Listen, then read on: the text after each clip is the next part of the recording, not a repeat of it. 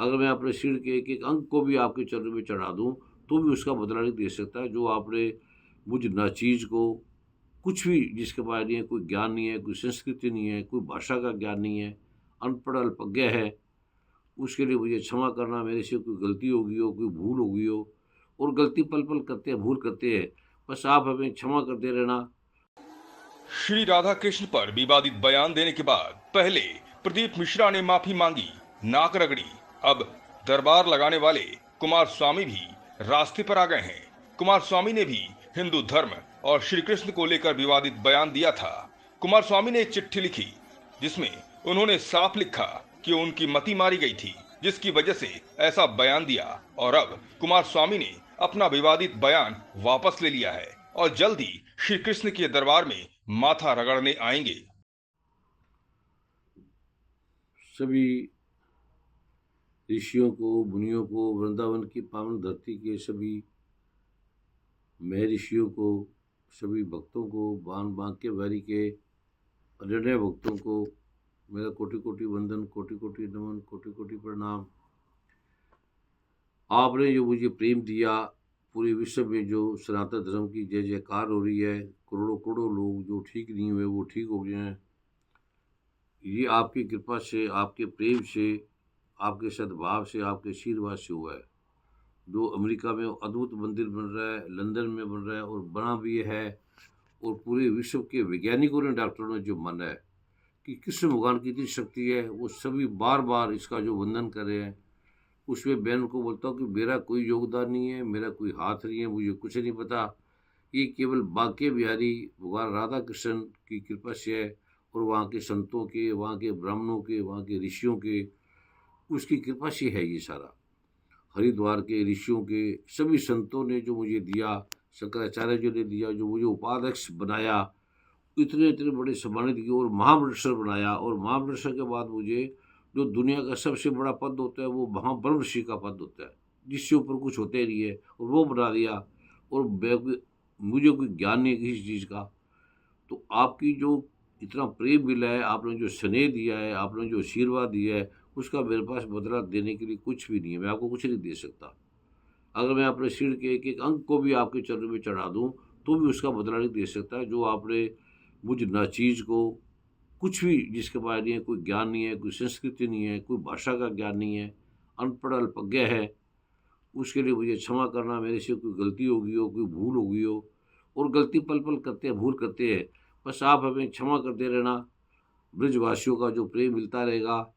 अभी मैं जब इस इंग्लैंड के, अमेरिका के, कनाडा के टूर से आऊँगा, तो मैं पहले आपकी धरती पर आऊँगा, आपके चरणों में आऊँगा, और आप सब ने मिलके वो मंदिर का भी निर्माण करना है, कैसे-कैसे बनाना है, क्या-क्या करना है। मैं तो आपको पता है, साधना में रहता हूँ, बाहर निकलता भी नहीं हूँ, भूल जाता हूँ।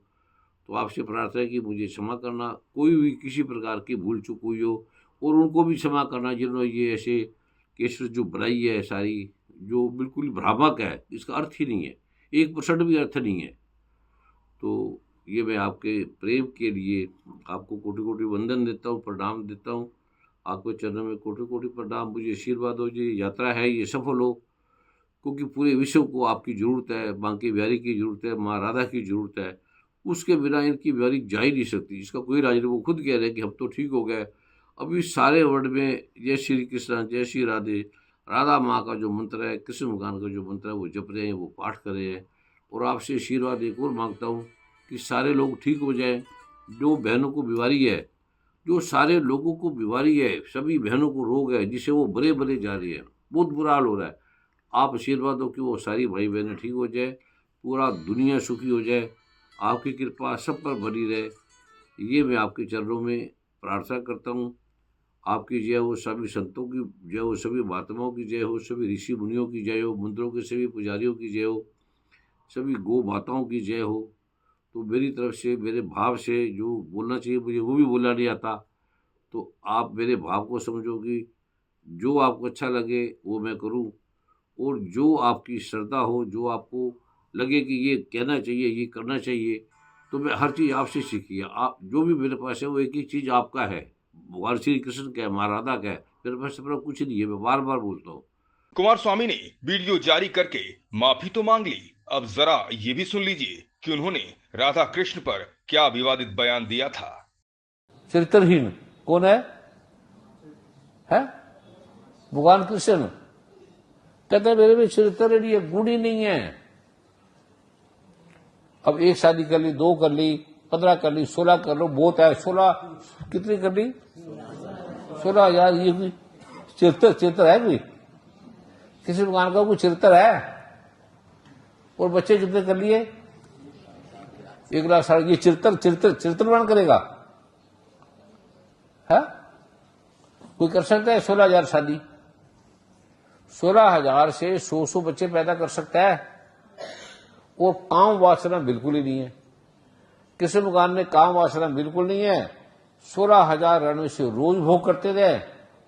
और 1 लाख कितने बच्चे? 60,000। और कभी भोग नहीं किया उन्होंने। पिछले कई दिनों से व्रजवासियों का गुस्सा 7वें आसमान पर था। वो अपने प्रभु श्री कृष्ण पर दिए गए विवादित बयान को बर्दाश्त नहीं कर पाए और कथावाचक प्रदीप मिश्रा और कुमार स्वामी को रास्ते पर लाने के लिए मजबूर कर दिया। धांसू न्यूज के लिए मथुरा से अमित भार्गव की रिपोर्ट।